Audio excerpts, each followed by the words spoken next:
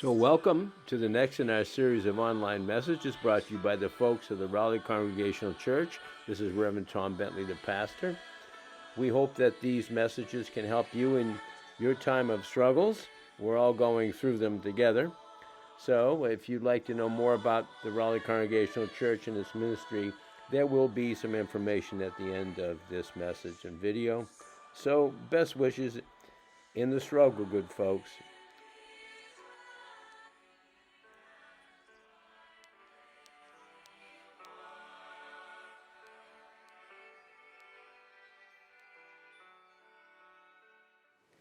So grace and peace to you from God our Creator and our friend Jesus.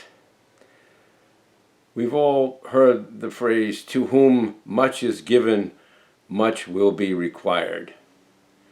There's an encouragement there which calls us all to be reasonable and creative and committed to the needs of the world.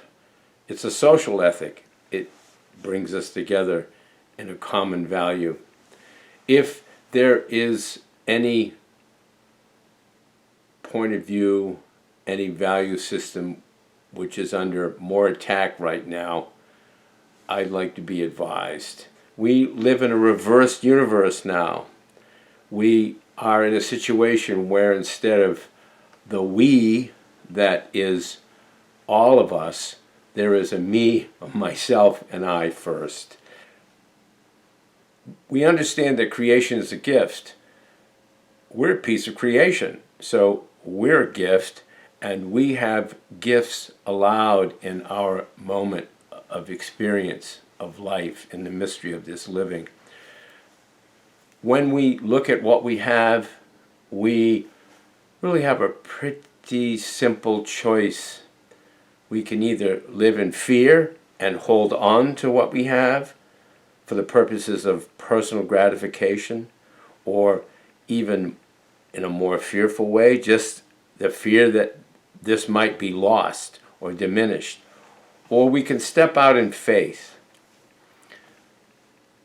In the 25th chapter of Matthew is a story about the 10 talents. The master, the owner of the land and the vineyard and all of that, goes off on a trip and gives each of his servants various amounts of material, which is measured in talents, which is a currency of the day, and it's a lot of money if you do the math. And some of the servants are given a lot, and some are given less, and the idea is that they're to be stewards of this until when the master returns. And some go out and invest it in commerce and activities and such, and there's a great return on it. And the last person is the one who thinks that the master would not want any risk in the matter and buries the thing in a protective, fearful way.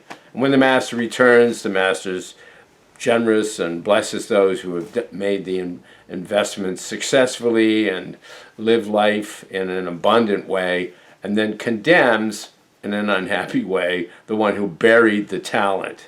He wasted what there was, and the master was not pleased. But we miss the point when we just simply turn it into an economics lesson, because to whom does all of this stuff belong?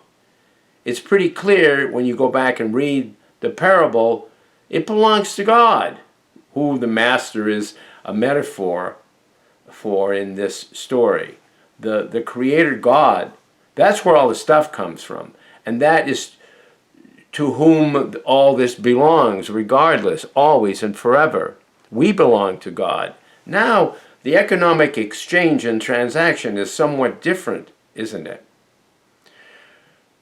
In the retentiveness that we live in for the me, myself, and I time, which is grievously selfish and narcissistic, in that time we are denying the relationship to the divine that we're called out to have in all the great teachings in the world that are faith teachings, religious teachings, and altruistic movements bear the same values. What's happened? We need to remember whose we are and to whom all this belongs. Yes, it's important for us to invest. And no, we should not be fearful and retentive, which, if I was to describe use one word that has marked the last 10 years of the American culture, and particularly the last year of the American culture in 2020, the word fear is the best one to apply. When fear is so powerful and overwhelming, and each of us is feeling the temptation to bury anything that we have to protect it, we need to enter into the realm of faith, which balances that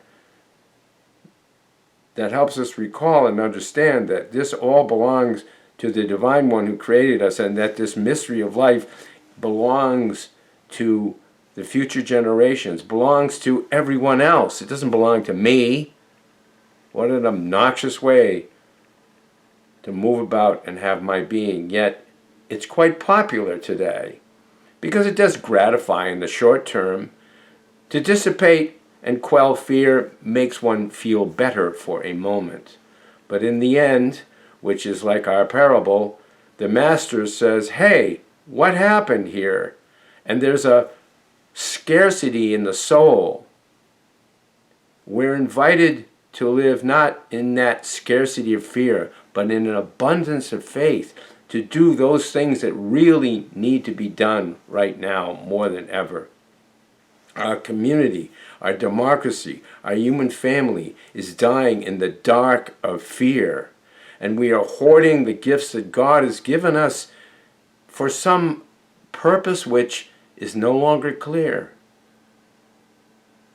We need to enter into that light of the world, the risk of being a person among others. We need to rediscover the we that includes, at first moment and connection, the we-ness, if you will, of God, the communal experience of God. The Apostle Paul is always trying to encourage his friends in their struggle. Here he is writing a letter to the Christians at that early church in Thessalonica. He writes, "But friends, you're not in the dark.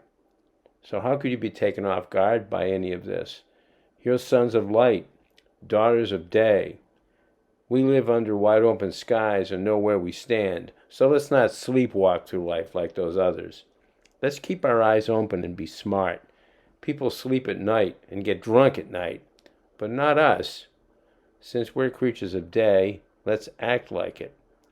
Walk out into the daylight sober, dressed up in faith, love, and the hope of salvation."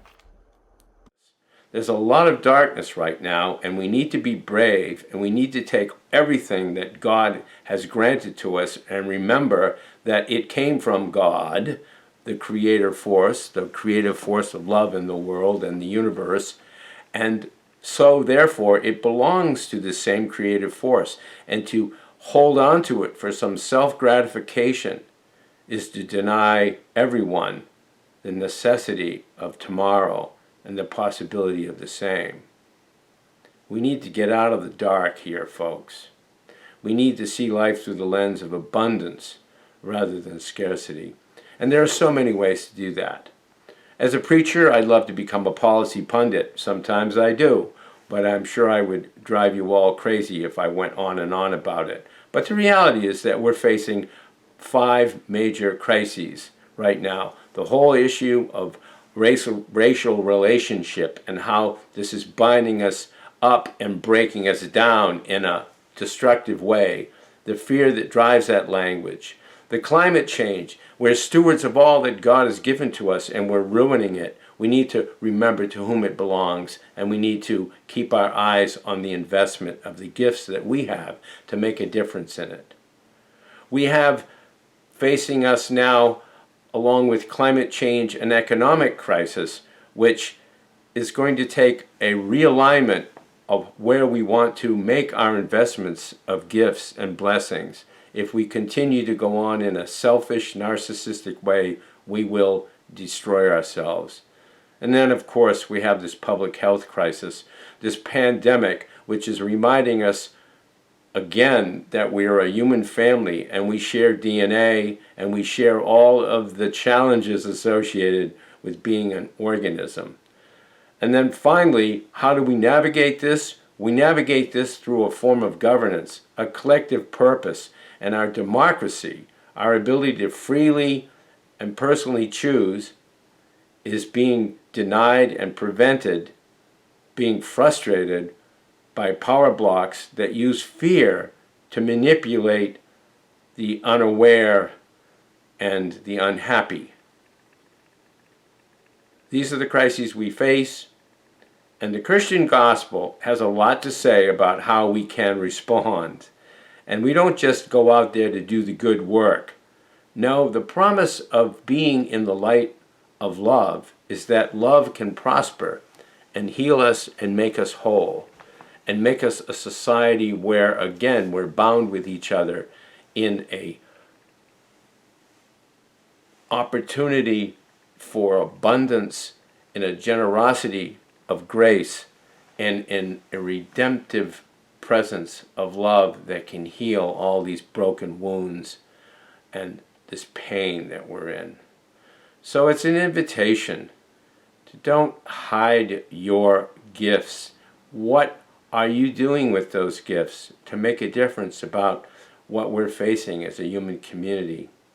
Can you be part of this understanding that since you've received so much, you are now empowered to give so much back to those who have so little? That's always the message of the New Testament, and particularly the Gospel of Matthew. So peace and fond hopes in your journey. Amen and goodbye. Thank you for spending time with us. If you'd like to know more about the First Congregational Church of Rowley, you can go online at firstchurchrowley.org. If you'd like to offer a gift to assist in the ministry of the church, you can do so online, or you can send a gift to 175 Main Street, P.O. Box 364, Rowley, Massachusetts, 01969. And of course, we'd always like to hear from you. You can call us at 978-948-3993. So peace and best wishes in your journey of faith. Goodbye.